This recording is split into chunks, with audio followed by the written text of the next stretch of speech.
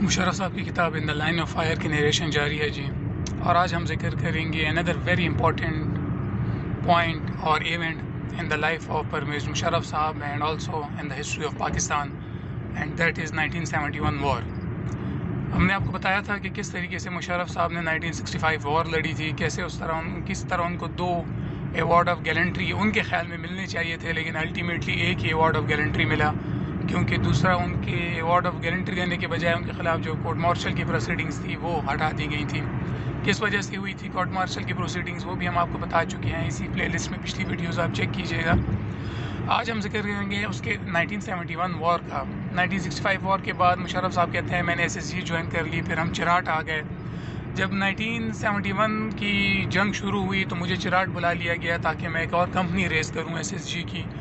It took him 1.5 month, तो उन्होंने company raise की हैं when they were just prepare to be airlifted.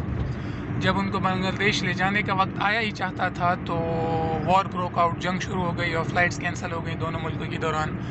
बहरहाल मुशर्रफ साहब कहते हैं मैंने वेस्ट पाकिस्तान में ही था जब हमें ऑर्डर मिला कि हमें एक ब्रिज एनिमी टेरिटरी में, दुश्मन की ज़मीन में, इलाके में अंदर जाके तो कोई 20 मील या 32 किलोमीटर जाके उसको हमने ऑक्यूपाई करना था, और जब तक हमारे उस वक्त तक ऑक्यूपाई करना था जब तक हमारे ट्रूप्स वहाँ पहुँच ना जाएँ।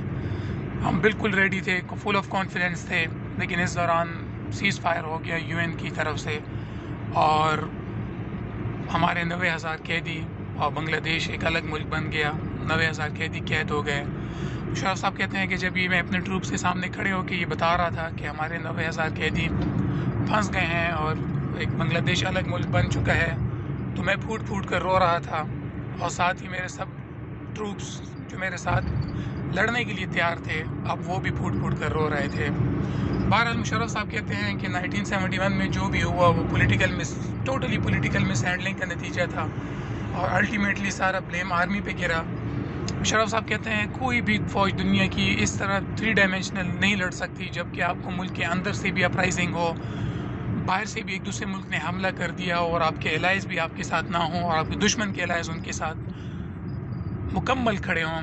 उनका इशारा रशिया की तरफ है। मुशर्रफ साहब कहते हैं कि रशिया मुकम्मल भारत के साथ खड़ा हुआ था, और हमारा एलाय अमेरिका जिसने कुछ तकरीरें और कुछ हाथ पाँव हिलाने के अलावा कुछ भी नहीं किया, जिसका नतीजा ये हुआ कि बांग्लादेश हमसे अलग होके, या ऐसे कहा जाए कि ईस्ट पाकिस्तान हमसे अलग होके एक अलग मुल्क भारत, एक अलग मुल्क बांग्लादेश बन गया। ये वो दिन आज तक मेरी ज़िंदगी के स्याद तरीन दिनों में से एक दिन है। बहुत शुक्रिया। अगर आपको हमारी वीडियो पसंद आई है तो हमारे पेज को लाइक कीजिए, सब्सक्राइब कीजिए, और अपने दोस्तों को भी बताइए ताकि हम इस तरीके से आपको बुक नरेशन पढ़ कर सुनाते रहें।